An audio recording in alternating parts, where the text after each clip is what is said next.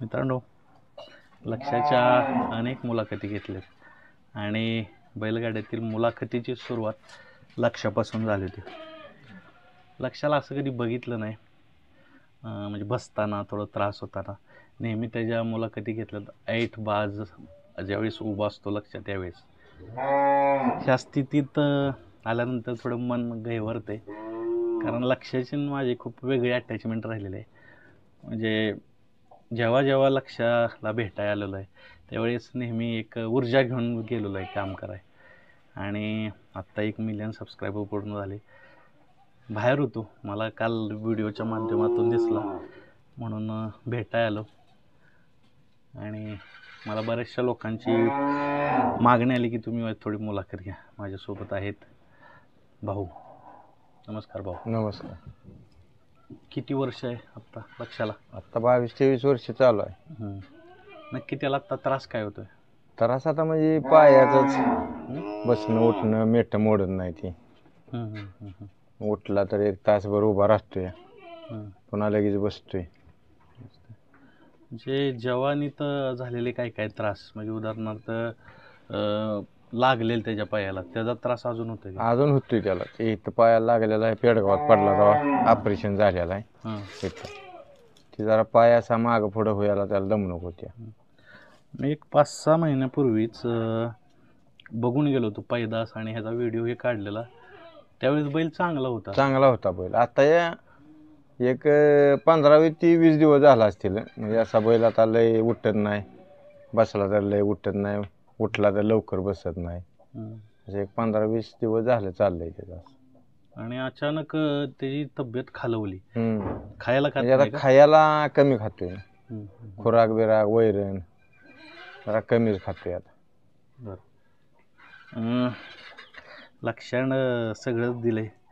बैलगाड्यातील पहिला व्हिडिओपासून अगदी आत्ताही व्हिडिओ करतोय. लक्ष्याकडे बघितलं की नेहमी एक ऊर्जा आहे, ऊर्जास्थान आहे. म्हणजे बैलगाड्यातील ऊर्जास्थान आपण म्हणतो त्यातील लक्ष्य आहे. आणि लक्ष्याचं असं आहे मित्रांनो, लक्ष्यानं जो काळ गाजवला त्याची पुनरावृत्ती होऊ शकत नाही, पण त्यानं ज्या आठवणी दिल्यात का नाही कायम चर्चेत असतं. कुठला बैल पळाला की लक्ष्याची आठवण झाली असं म्हणतो. लक्ष्याची आठवण झाली माणूस. तुमची सगळ्यात जवळची कुठली आठवण आहे? सगळ्यात जवळची काय, सगळीच जवळजवळ जवळच्याच आठवणी आहेत. त्यांना असं कुठं आपल्याला कमीपणा दिलाच नाही आड्यात गेलं तर. म्हणजे आठवणी जर राहण्यासारखं, गाव ध्यानात आलं की बैल ध्यानात येतोच. बाबा इथं आपण असा पळाला आपला बैल.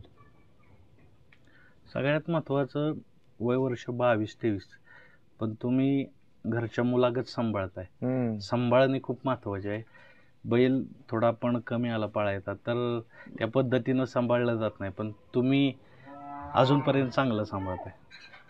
शेवटपर्यंत त्याला आम्ही बैल म्हणून कधी सांभाळायचं नाही, आपला घराला सदस्य म्हणूनच आपण त्याला सांभाळाय.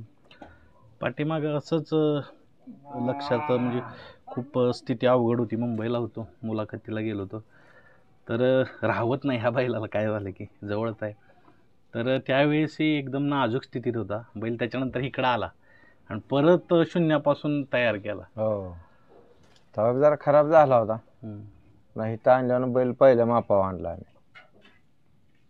बरं, आता कशा बैल तर अनंत होते सगळ्या, म्हणजे आरत परत असेल किंवा छकडी शर्यत असेल किंवा घाट असेल, बैल वेगळी होतील, पळणारी होतील, पण ह्याचं शरीर अजून त्याला गळवण नाही कुठं नाही, अजून फिट दिसतोय. फक्त जो मागचा चौक आहे तो खराब झाला. मागला जरा त्याचा वयमानानं होणार जरा खराब. काही दिवसापूर्वी अजून एक तुम्हाला धक्का बसला, सर्जा. मी मुलाखतीत सांगितलेलं की लक्ष्याचाच आशीर्वाद होता म्हणून सर्जा पळत होता. सर्जाला काय झालं होतं?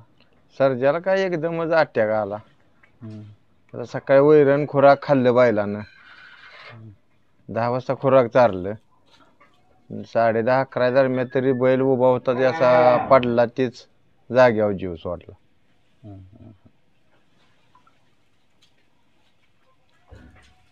तेव्हापासून बैलाची तब्येत खालवली का? तरुणपणात पळताना सगळी बैल सांभाळतात, पण ज्यावेळेस त्याचा उतरता काळ असतो, उतरत्या काळातील लक्ष काय सांगाल? उतरत्या काळात आम्हाला कधी वाटलंच नाही त्याचा उतरता काळ आलाय. हे बैल पळवायचा आम्ही बंद केला पळत होता तवाच.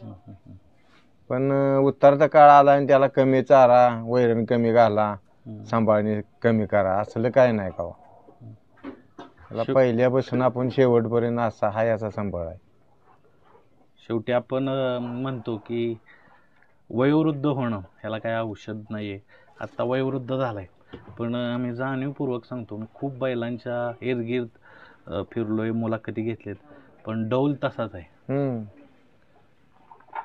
आणि एक बारकाईनं गोष्ट तुम्हाला सांगायची म्हणजे, लक्ष्या म्हटलं की काही ना काहीतरी उपक्रम आहे. छोटा लक्ष्या, मोठा लक्ष्या असेल, सोन्या, त्याच्यानंतर लक्ष्य असेल, आणि काही वेळानं होईल एक उपक्रम. पण सगळ्यात महत्त्वाचं आहे की ह्या बैलाचं ज्यावेळेस कुठलाही बैल पळाला किंवा गाडीनं फरक टाकला तर लगेच म्हणतात लक्षात एवढा फरक टाकला. हो, लक्ष एवढा फरक टाकला.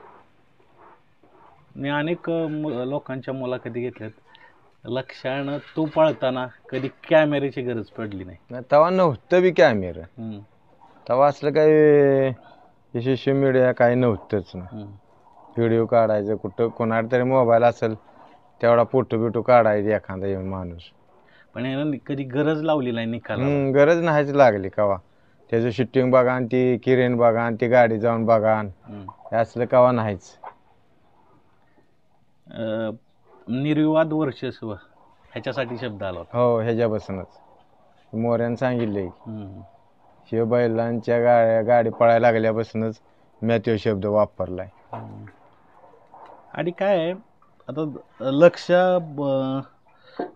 ज्यापासून पळायला लागला त्यापासून एक ही झालं की बघा, म्हणजे असल्या बैलांचं प्रमाणाची खरेदी विक्री मोठ्या प्रमाणावर झाली. लक्षामुळं मैसुरी बैल अजून आली, पण लक्ष मला नाही वाटत की मैसुरी नवच बैल. ती पण कसं झालेलं त्या टायमाला तिथं गाड्या उतरायच्या मैसूरच्या. हे बैल बाजारात घेतला होता मालकानं. ती माणसाने वाटायचं बैल मैसूरच्या गाडीतला आहे. काय गाडीतला बी नवं धड मैसुरी बी नवं बैल.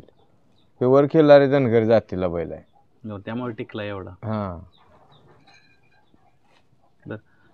आता ज्यावेळेस उतार वय येतं तर ट्रीटमेंट वगैरे ह्याला कसलीच ट्रीटमेंट नाही का? कसली ट्रीटमेंट नव्हती याला कधी. देव एवढा तो साड बैल होता की रतीब चारताना जर दुसऱ्या कशाचा हात लागला तर रतीब खायत नव्हता.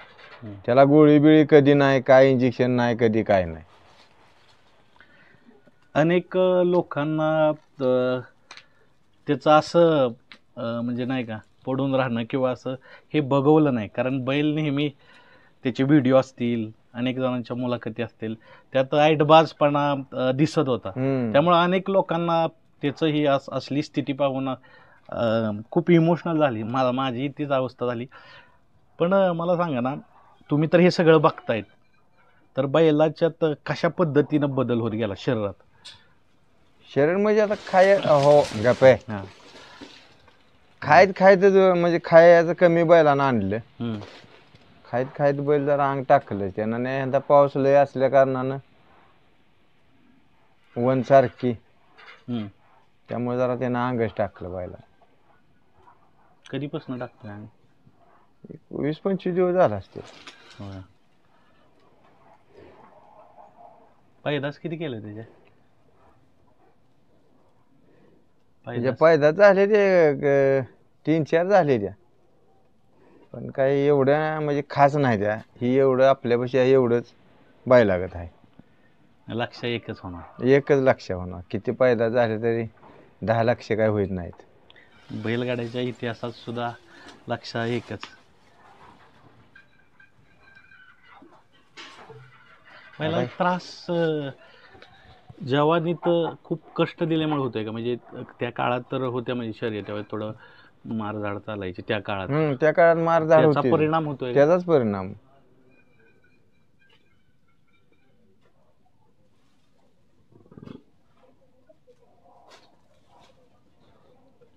आता तुम्ही बैल बघताय महाराष्ट्रभर, लक्षाचं वेगळं पण काय दिसतंय तुम्हाला? म्हणजे ठीक आहे बैल सगळी पळवलेत, पण ही वेगळं पण आहे की असा बैल होणे नाही. आता कुठलं तुम्हाला प्रामुख्याने गोष्टी येतात? पळ शरीरच सोडून. असलं वेगळं आहे. पळ काय पळ आहे त्याचा, हां, पण ह्या शरीराचा बैलच नाही कुठं आता, आणि इथनं लांबून. पुढे बी होणार नाही.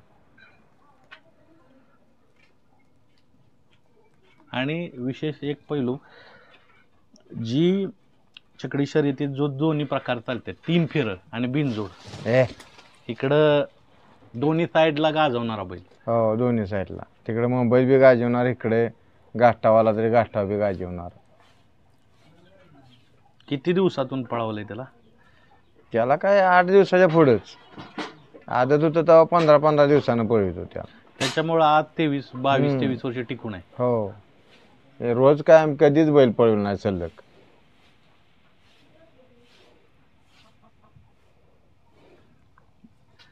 वयोवृद्ध असणं म्हणजे तापाचं, त्याला ताप होत असणार ताप पायाला वगैरे. बसायचं ताप होते. आता कसं एवढ्या 8-1 दिवसात सलाईन वगैरे लावलेलं आहे का? लावल्या नाही का, 4 दिवस झाला असते सरांना लावून. बरेचसे लोकांचे मला कॉल आले, त्यांनी सांगितलं की लक्ष्याचं म्हणजे असं मग सांगितलं असं पडून राहणं त्यांना कधी आवडणार बी नाही. कारण त्याचे जे शर्यती असतील ही लोक बघत असतात कंटिन्यू, पुन्हा पुन्हा पुन्हा पुन्हा इतिहास जागवत असतात. मला खूप इमोशनल होते, कारण काही वेळेस प्रश्नावली संपते मित्रांनो. कारण मी अशी कधीच मुलाखत घेतली नाही लक्ष्याची. एवढ्या मुलाखती घेतल्या ना, तर असे पडून किंवा काय अशी मुलाखत नाही कधी घेतली. आणि त्रासदायक असं आहे की आपण ज्या बैलाचे व्हिडिओ घेत असतो किंवा सगळ्या गोष्टी प्रवास चालू असतो आपलं, त्यावेळेस एक मोठा साथीदार असतो, आणि साथीदार असा झोपून राहतोय, ती खूप दुःखद आहे. आणि माझा साथीदार असेल आणि ह्यांचा मुलगा असेल,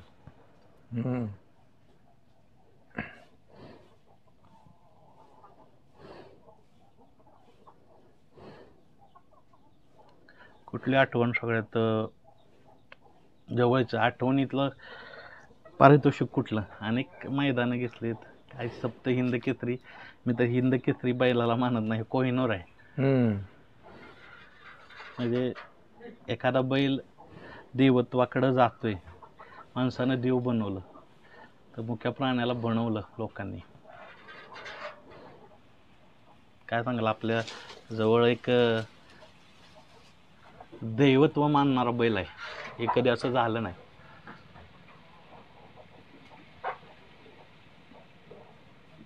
भाऊ,